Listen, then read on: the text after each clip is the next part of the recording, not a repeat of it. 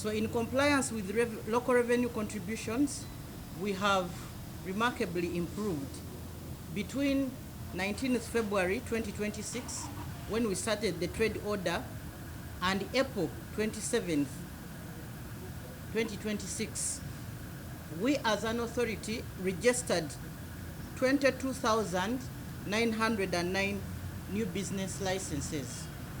People in Kampala, the business community, invested a lot in formalizing their businesses. And we had those new business licenses procured from us worth 5.07 billion.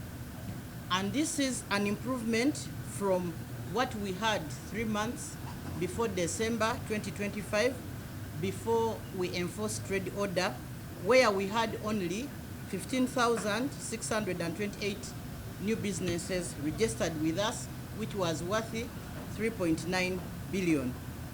The successes or the fruits we are reaping from having orderly trade are visible and evident, and we encourage the whole public, the business community, the vendors who are also trying to come back to embrace trade order so that we formalize businesses and people work in gazetted places. These efforts are not in vain.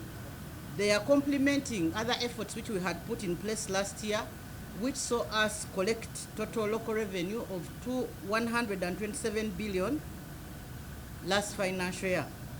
We believe that if we work together with the business community and the residents of Kampala, the developers, and they comply to pay taxes, we can be able to raise our revenue to 200 billion, because there is a lot which has not yet been collected.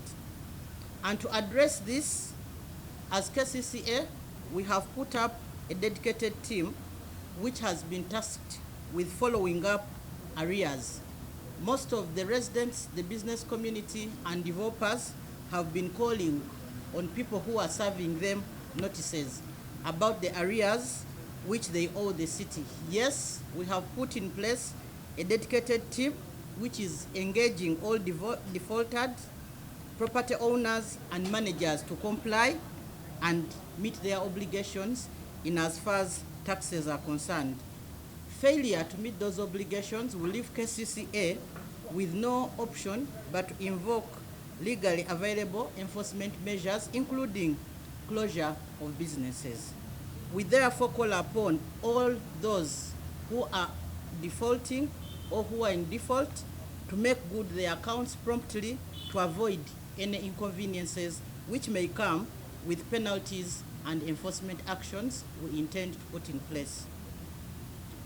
Following the recent concerns on trade order by the public, you were informed that the matter was presented to Cabinet on April 27th, and Cabinet reaffirmed that trade order is not negotiable and must be sustained.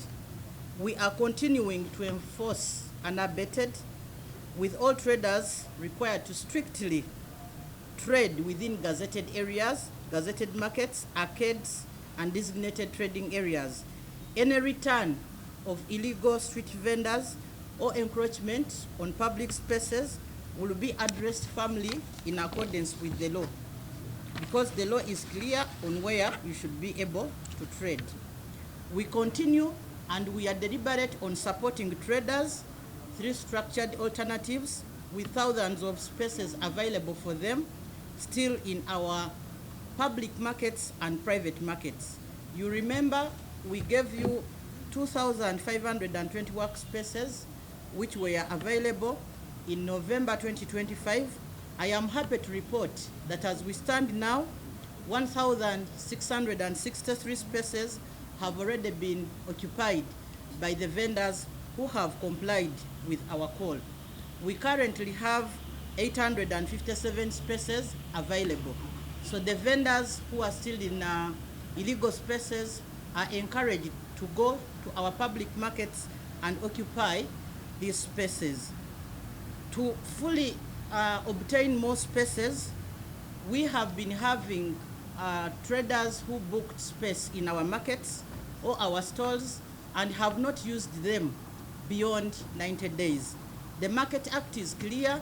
When you are allocated a space in the market, you should be able to occupy it and use it within 90 days. What we have done for a market like Busega, we have gone to look out for all those spaces which had been sealed by the people who were allocated them for over 90 days, and we have opened them. And this has given us 107 spaces or stalls in Busega Market. We call upon all those people who do not have workspace to go and apply for these spaces so that they trade in a gazetted place.